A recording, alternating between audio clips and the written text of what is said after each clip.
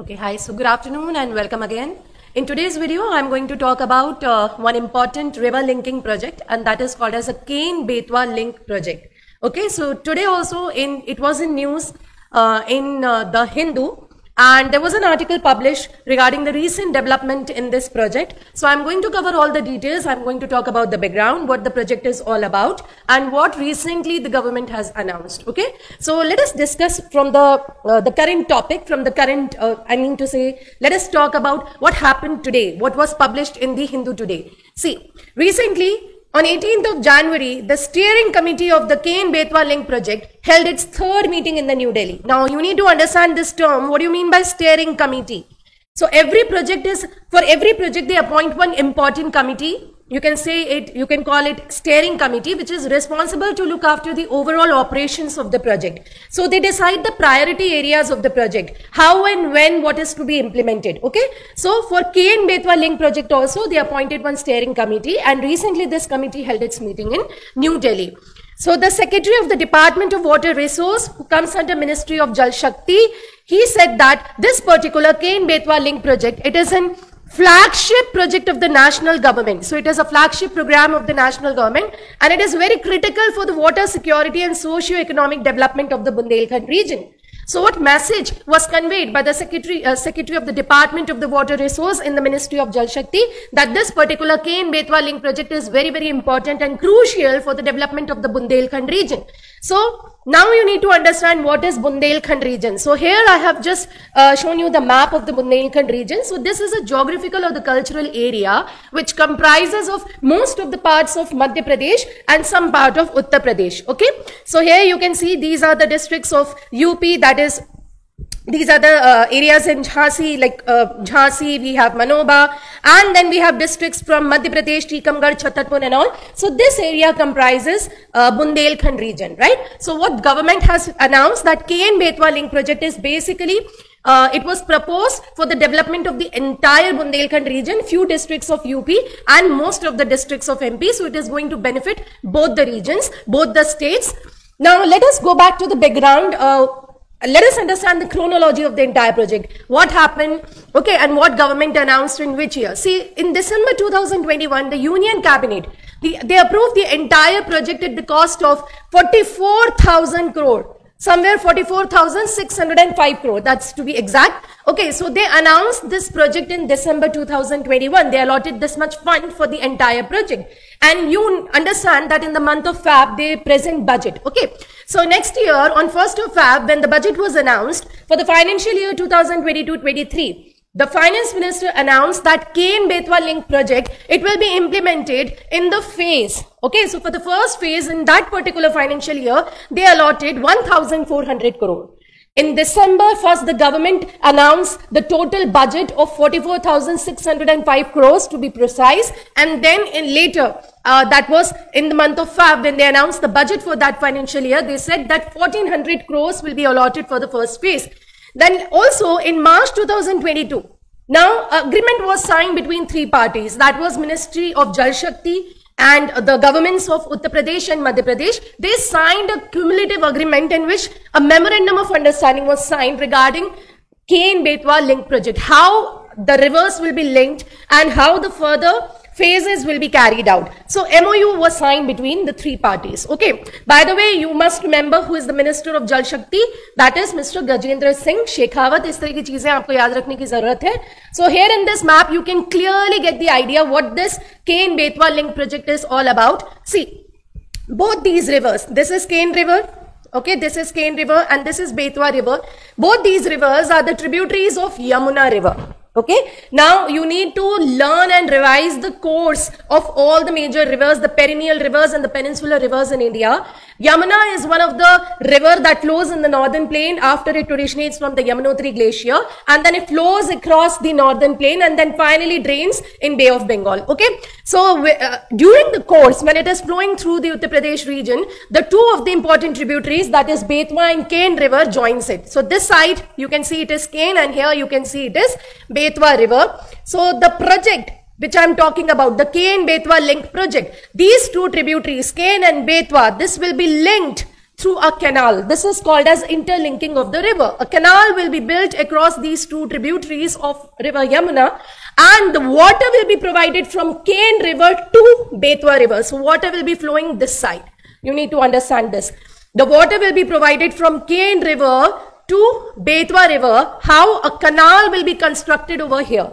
And the canal will be provided water by construction of a dam on a Ken River. So here, one dam will be constructed across the Ken River, and through that dam, a canal will be provided. A canal will be linked to Betwa River. The water will be diverted from the dam across the Ken River. Okay, the water is going to be diverted from here.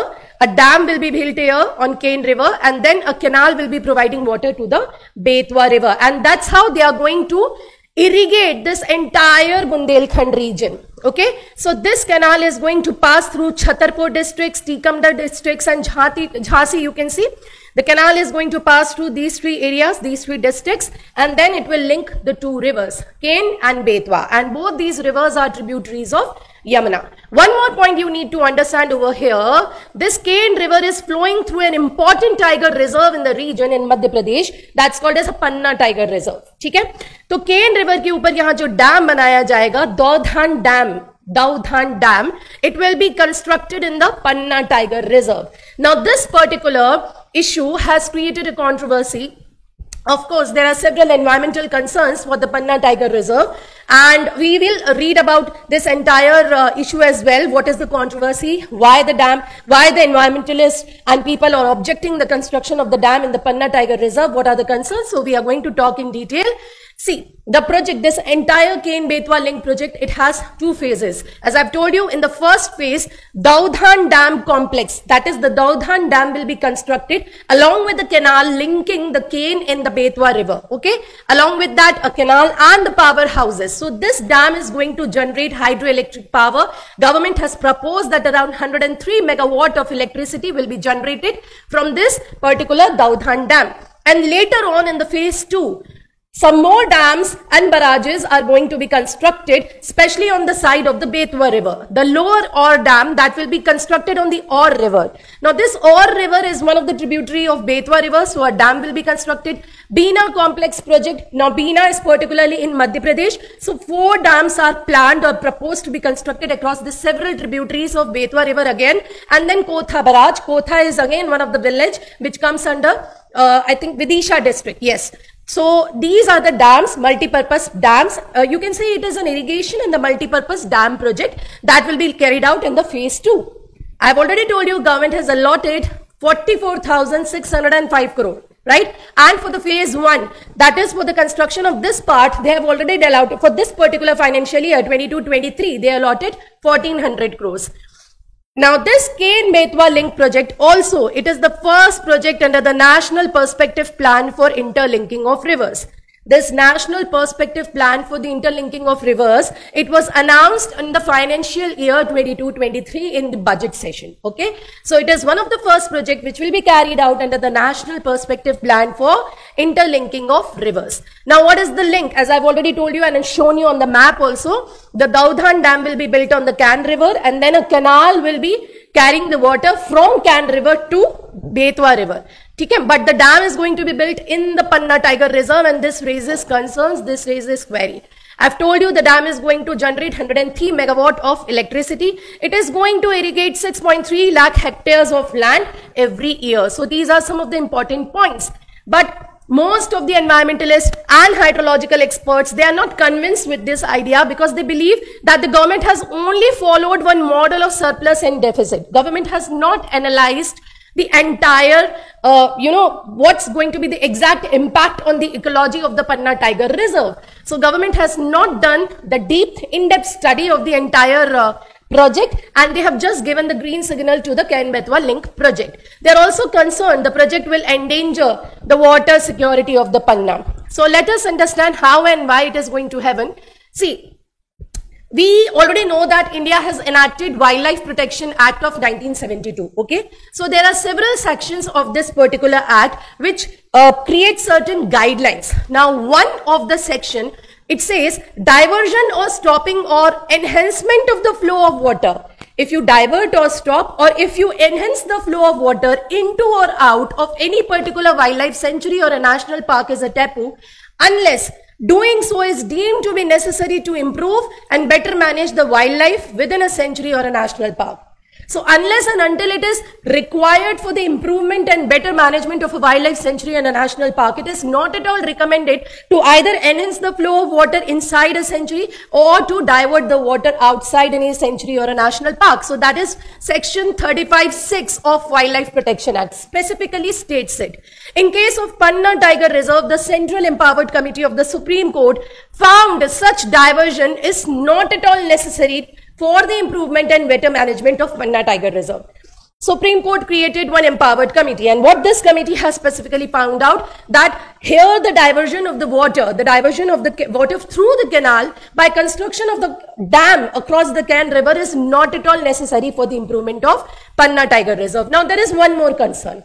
Now in the downstream of the dam, there is almost one more sanctuary, which is a sanctuary for the protection of Gangetic Gharial. It is called as a Gharial Sanctuary, and this Gharial Sanctuary is in the downstream of the proposed dam, Daudhan Dam, which is planned across the Ken River. Okay, the destructive impact of the proposed dam on the flow of water into and outside of the sanctuary should be clear before they go ahead, before they proceed with the project. So what are they saying?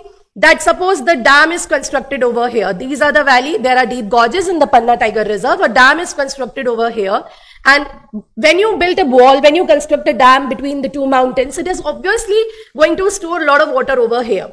So if in case of emergency, the water is released in the downstream pathway, so here lies the Gharial Sanctuary. So it's going to threaten the critically endangered species, which are Gangetic Gharial. This is another concern of the project. So what are the pending issues? See, the project has still not received complete environmental clearances. It has not received complete forest clearances. I'm going to tell you what happened, how it happened.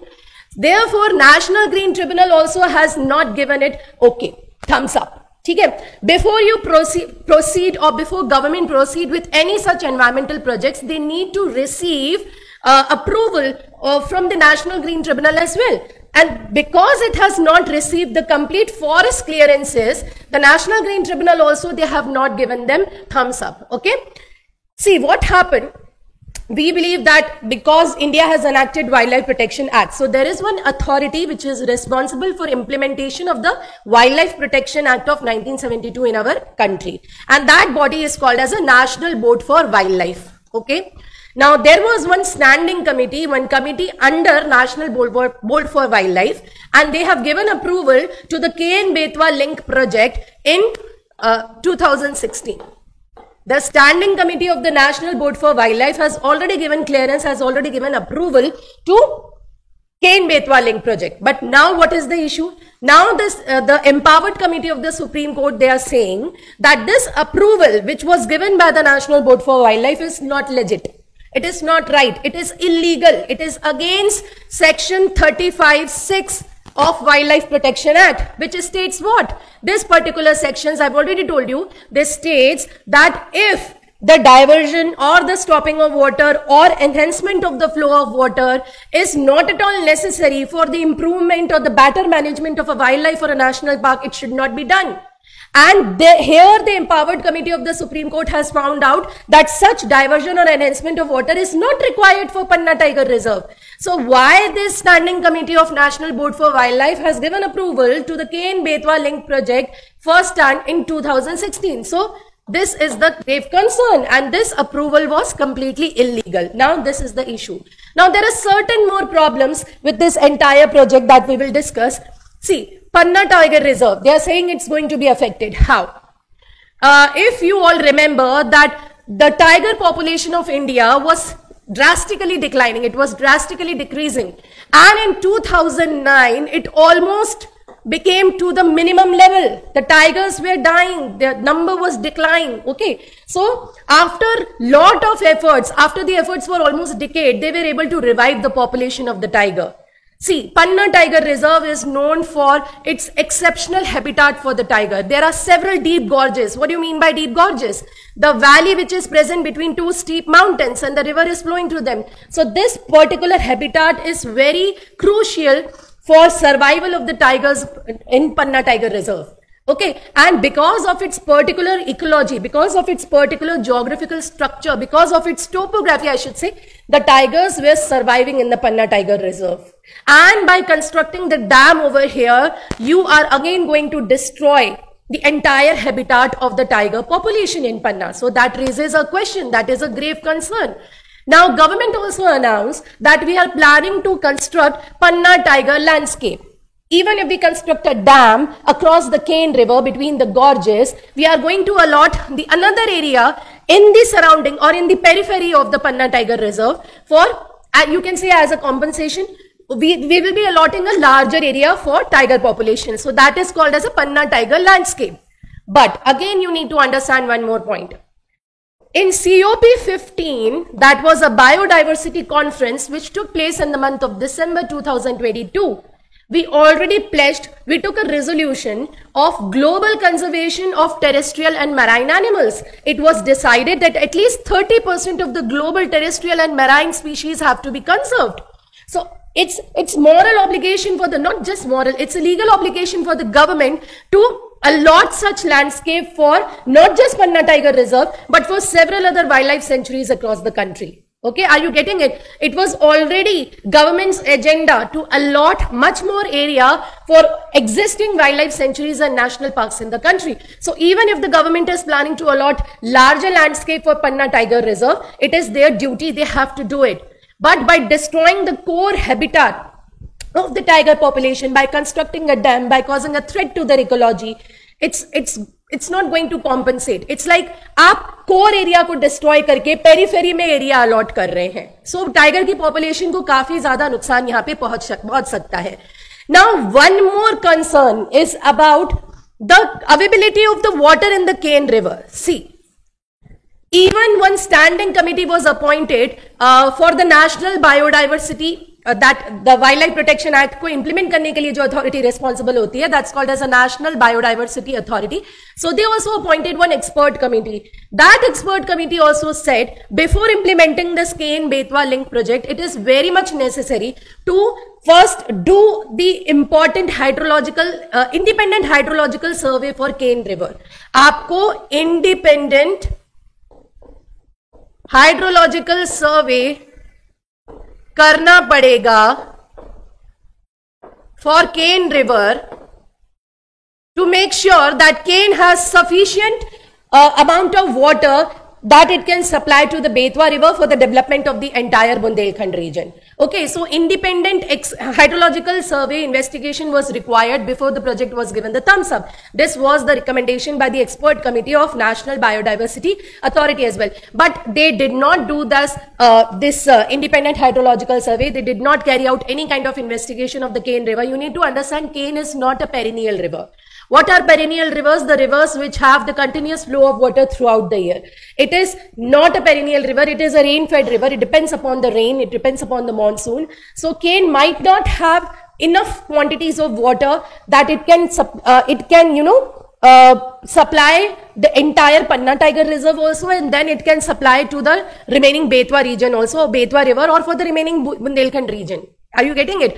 So these are the grave concerns for the entire Cane-Betwa link project, and that's why there are several environmentalists, there are several people, there are several, you can say, petitioners who have filed a petition against this particular project, and this was the recent development. So I hope I have covered all the important points and you understood the entire project. If you have any question, any query, just mention in the comment box, and we'll be covering much more topics like this, similar topics, which will help you in your CLAT preparation for 2024. Keep motivating us, keep sharing our videos, subscribe our channel. Thank you so much. Have a nice day.